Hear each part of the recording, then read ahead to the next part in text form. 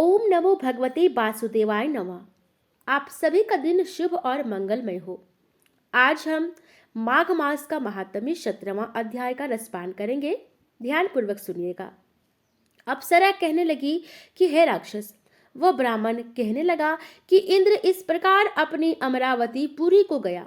सो हे कल्याणी, तुम भी देवताओं से सेवा किए जाने वाले प्रयाग में माघ मास में स्नान करने से निष्पाप होकर स्वर्ग में जाओगी। सो मैंने उस ब्राह्मण के यह वचन सुनकर उसके पैरों में पड़कर प्रणाम किया और घर में आकर सब भाई बांधव नौकर चाकर धन आदि त्याग कर शरीर को नष्ट होने वाली वस्तु समझकर घर से निकली और माघ में गंगा यमुना के संगम पर जाकर स्नान किया। सो हे निशाचर, 3 दिन के स्नान से मेरे सब पाप नष्ट हो गए और 27 दिन के पुण्य से मैं देवता हो गई और पार्वती जी की सखी होकर सुख से निवास करती हूँ। इसलिए मैं प्रयाग के महात्म्य को याद करके सब देवताओं के सहित माघ में प्रयाग स्नान करती हूँ। सो मैंने अपना यह सब वृतांत तुमसे कहा। तुम भी इस योनि में पड़ने और कुरूप होने का सब कारण कहो।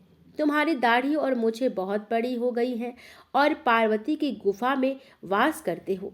निशाचर कहने लगा कि हे भद्रे, सज्जनों से गुप्त बात कहने में भी कोई हानि नहीं होती। मुझको अब कोई संशय नहीं रहा कि मेरा उद्धार तुमसे ही होगा। सो मैं अपना सब वृतांत तुमसे कहता हूँ। मैं काशी में वेदों का ज्ञाता था और बड़े उच्च कुल के ब्राह्मण के घर में जन्म लिया था। मैंने राजा, पापी, शूद्र तथा वैश्यों से अनेक प्रकार के दान लिए। मैंने दान लेने में चांडाल को भी नहीं छोड़ा। उस जन्म में मैंने कोई भी धर्म नहीं किया, वहीं पर ही मृत्यु को प्राप्त हो गया। तीर्थ स्थान पर मरने के कारण नरक में नहीं गया।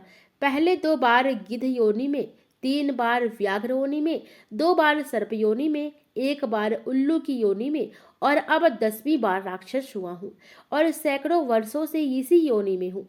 इस स्थान को 3 योजन तक मैंने जंतुहीन कर दिया है।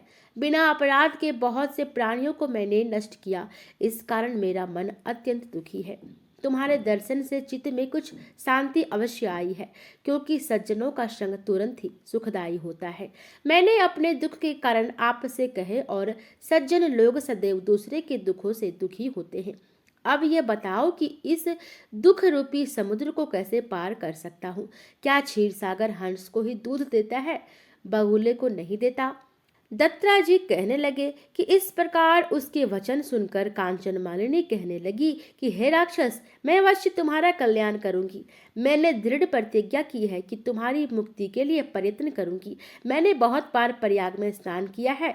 वेद जानने वाले ऋषियों ने दुखी को दान देने की प्रशंसा की है। समुद्र में जल बरसने से क्या लाभ?